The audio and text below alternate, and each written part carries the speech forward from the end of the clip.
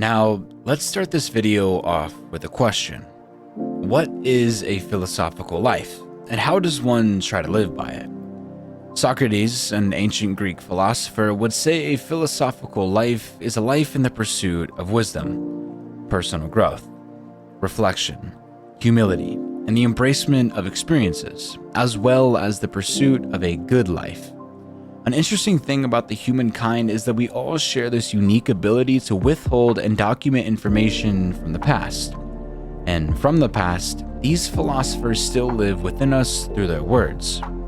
Words powerful enough to split the oceans in our minds.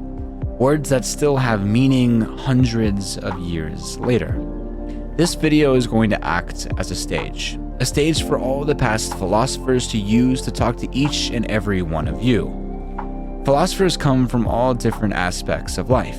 However, one thing in common between all of them is the pursuit for knowledge.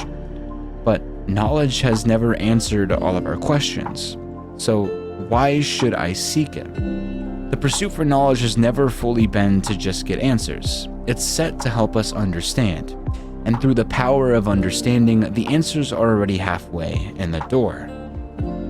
Something to realize in this video is that although it will be filled with philosophical quotes to help you lead a philosophical life, not all of the quotes are from so-called philosophers. You see, philosophy is a state of mind, something that is possible for everyone and anyone. You don't have to be called a philosopher to be able to preach philosophy. And the reality is that many of the great philosophical quotes to date came from someone who wasn't a traditional philosopher. Now, if you're watching this video, I would assume that you want to change something or hear something that'll make a change. And I believe Frank Zappa would agree. Frank Zappa was an artist, a music artist to be exact, someone who questioned authority, constantly advocated for critical thinking, and led a life of artistic freedom. Frank Zappa states that without deviation from the norm, progress is not possible. Now, whether you watch these style of videos all the time, or if this is your first one, the realization that progress is impossible without deviation from your norm is crucial. If you continue living a life that comforts you, a life that you are used to, a life that evades leaps of faith into the unknown, then progress will never be made. And progress, as well as the pursuit for knowledge, is step one to living a philosophical life. When you think about changing your norm, you might think about the gym, or work, or how you eat during the day. But if we were to go down to the very basics of life and what it means to live it, we have to think. And this is where I'd like to introduce Ralph Waldo Emerson, a prominent 19th century American writer, and famously the leader of the Transcendentalist movement. He states, "What is the hardest task in the world? To think." And I believe he couldn't be more spot on. In this day and age, our world is filled with distractions, things that keep us occupied off of ourselves. We use these distractions to avoid the conflict within us. It's a common action or thought to want to distract ourselves from our own thoughts. And although that's the easiest way to deal with our emotions and lives, you have to come to the realization that pressure makes diamonds. Why run from the very thing that makes our lives meaningful? I would use this quote and the one before it to come to a realization.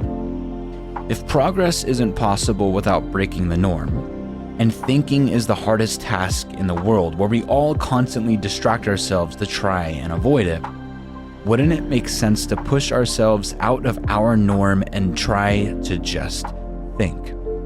We think for all of our actions in our life. When to wake up? What should I eat? When should I take a shower today?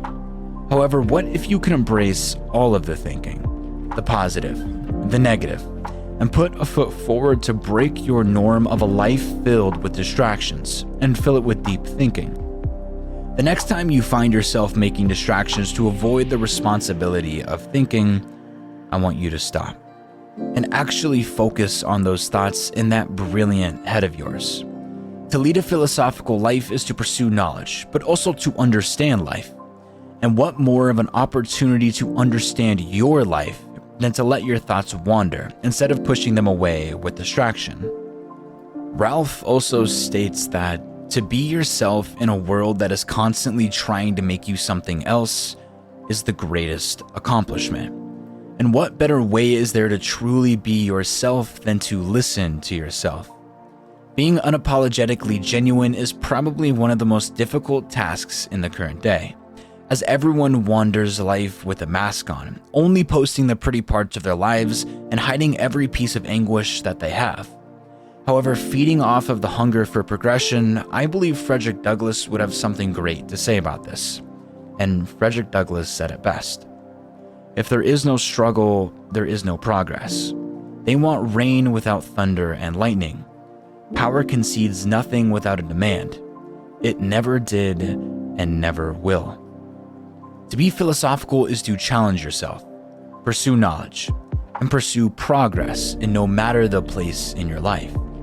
It is challenging to be yourself. It is challenging to constantly push for something better. But the biggest part to living a philosophical life is to always pursue something. Be happy with where you're at, but always push for knowledge, to understand life in different lights, and most importantly, be yourself. I want to end this video with a quote from one of my personal favorite philosophers, David Thoreau, a 19th century American poet, philosopher, and naturalist. He states, "I went to the woods because I wished to live deliberately, to front only the essential facts of life, and see if I could not learn what it had to teach, and not, when I came to die, discover that I had not lived." You see, life isn't promised.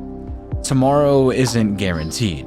So seeking life for its purest form is something we should all strive for, in hopes that when we die one day, we wish to discover that we did actually live life to its full extent, a life with no regrets.